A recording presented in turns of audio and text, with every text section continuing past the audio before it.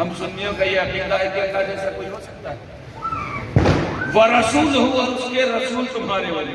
ہم سنیوں کا یہ بھی عقیدہ ہے کہ اس کے رسول جیسا کوئی ہے. بات کی نہیں؟ وہ دوسرا طبقہ ہے جو رسول کو اپنی طرح کرتا ہے. بات کی نہیں؟ لیکن اس کے بعد قرآن میں رب کریم نے ارشاد فرما رہا ہے وَالَّذِينَ يُقِيمُونَ الصَّلَاةَ وَيُؤْتُونَ الزَّكَاةَ وَهُمْ رَاكِعُونَ. اور وہ تمہارے ولی. یہ جمع کا صیغہ علماء موجود ہیں، ان سے پوچھیں. اس کے بعد رب کریم نے جمع کا سلسلہ شروع کیا ہے. معلوم ہوا اللہ ولی اللہ جیسا کوئی نہیں ہو سکتا، ورسول اور اس کے رسول جیسا کوئی نہیں ہو سکتا. والذین یقیمون الصلاۃ، اور وہ تمہارے ولی جو نماز کو قائم کرتے ہیں، زکوٰۃ کو ادا کرتے رہتے ہیں، عاجزی اور انکساری کرتے رہتے ہیں. یہ جمع کا صیغہ اس بات کی طرف اشارہ کر رہا ہے ارے زمانے والوں سنو، اللہ کے ولیوں کا سلسلہ تھمنے والا نہیں ہے. کیوں؟ کیونکہ ان کے بھیجنے کی ذمہ داری تو اس رب قدیر نے لی ہے جس نے لفظ کن سے کائنات کی تخلیق فرمائی. تو ہماری اور آپ کی کیا مجال کہ ہم ان کی یادوں کو مٹا سکیں یا ان کے آسانوں کو ختم کر سکیں. اسی لیے میں کہتا ہوں ارے مٹ گئے، مٹتے ہیں، مٹ جائیں گے، آدھا تیرے نہ مٹا ہے نہ مٹے گا کبھی چلے. یہی وجہ کی تاریخ ادا کر کے دیکھ لو. 1400 سال ہو چکے اسی ہندوستان کی سرزمین پر.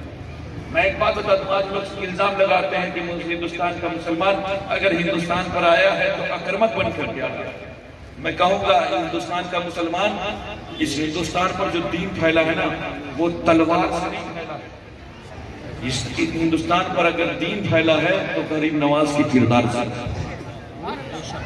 ہمارے اسلاف کی قربانیاں. یہی وجہ ہے کہ ہندوستان کا مسلمان جا کر کے دیکھ لو 600-700 سال ہو چکے ہیں غریب نواز کی آستانے پر. آج تک ہندوستان کا مسلمان کسی بادشاہ کی درگاہ مقبرے پر نہیں جاتا. تاریخ اٹھا کر کے دیکھو، کبھی دیکھا ہو کسی نے تو بتایا ہے نا. ہم اگر جاتے ہیں تو کسی بادشاہ اور راجہ کے آستانے پر مقبرے پر نہیں. اگر ہندوستان کا مسلمان جاتا ہے تو خواجہ کے آستانے. میں ایک بات اور بتا دوں، تاریخ شاہد ہے کہ دنیا پر بڑے بڑے بادشاہوں اور راجاؤں اور مہاراجاؤں، لیکن ان کی بادشاہت تبھی تک قائم رہی جب تک یہ تخت شاہی پر. رعایا ان کی بارگاہ میں تبھی تک آئی جب تک ان کے سروں پر بادشاہت کا تاج چمکتا رہا. شاعروں نے ان کے شان میں قصیدے تبھی تک پڑھے جب تک یہ شاہی خزانہ کے مالک رہے. فقیروں نے ان کے سامنے اپنے دامن تبھی تک پھیلائے جب تک ان کے سروں پر بادشاہت کا تاج چمکتا رہا. لیکن خدا کی قسم اللہ کے نیک بندوں کی جماعت ایسی جماعت ہے کہ ان کی بادشاہت جس طرح کل قائم تھی اسی طرح آج قائم ہے، صبح قیامت تک قائم ہے. کبھی آپ نے سوچا آخر وجہ کیا؟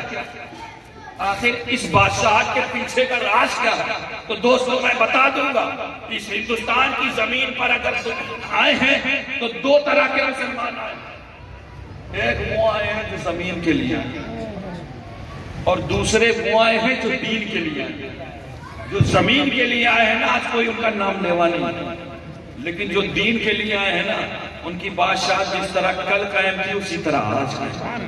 کل ان کے در پر سوالیاں رہے تھے. کیوں؟ تاریخ اٹھا کر کے دیکھیے، یہ جو تخت و تاج والے اگر ہندوستان آئے ہیں تو یہ اپنے ساتھ لشکر جزار لے کر کے آئے ہیں.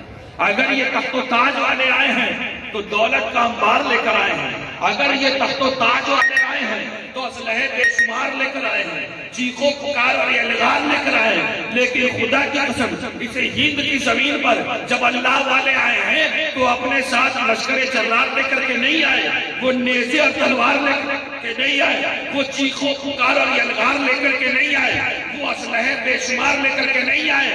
بلکہ اگر اسی ہند کی زمین پر اللہ والے آئے ہیں تو فضل پروردگار مصطفیٰ کا شعار لے کر آئے ہیں، ان الدین عند اللہ الاسلام کی پکار لے کر آئے ہیں، جذبہ خلوص و ایثار لے کر آئے ہیں، دل بے غبار لے کر آئے ہیں، محبت و پیار لے کر آئے ہیں. اسی لیے میں کہتا ہوں کہ تخت اور تاج پر حکومت کرنے والوں نے صرف دلوں پر راج کیا ہے، لیکن ٹوٹی چٹائی پر بیٹھ کر کے حکومت کرنے والوں نے دلوں پر نہیں بلکہ ہمارے دلوں پر.